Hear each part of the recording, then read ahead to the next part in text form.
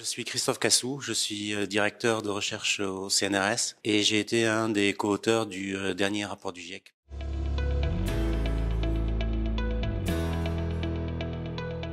Alors c'est important d'organiser une journée comme celle-ci pour décortiquer les éléments qui sont présents dans les rapports du GIEC. Ces éléments sont très importants et se les approprier est absolument essentiel aujourd'hui dans cette phase ou cette période de transformation sociétale que l'on est en train de vivre. Ce qui est important dans ce dernier rapport du GIEC, en tout cas pour le volet numéro 1 qui porte sur les bases physiques du changement climatique auquel j'ai participé, c'est de bien préciser et de bien affirmer que le changement climatique est intangible, non négociable, que chaque tonne de CO2 supplémentaire de l'atmosphère va conduire à une fraction de degré de réchauffement, des risques, des souffrances supplémentaires et des vulnérabilités plus fortes. C'est absolument essentiel aujourd'hui de réduire ces émissions de CO2. Aujourd'hui, il est crucial de s'engager vers une réduction massive des émissions de gaz à effet de serre de manière immédiate, de manière soutenue dans le temps et dans tous les secteurs, pour pouvoir atteindre la neutralité carbone qui est aussi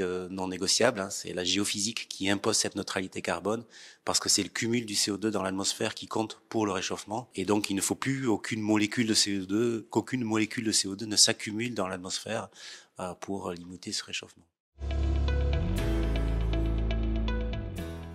Ce rapport du GIEC, c'est une claque, c'est un rappel à la réalité, mais c'est aussi un plaidoyer pour l'action. Ce rapport montre qu'il y a vraiment des co-bénéfices à limiter le réchauffement climatique, co-bénéfices en termes de santé, co-bénéfices en termes de sécurité alimentaire, en termes de bien-être, dans la mesure où lutter contre le changement climatique n'est pas un monde forcément contraignant, mais c'est un monde avec plus de bien-être et surtout plus de justice et plus d'équité. Deux valeurs absolument centrales pour s'engager vers des modes de vie bas carbone efficaces.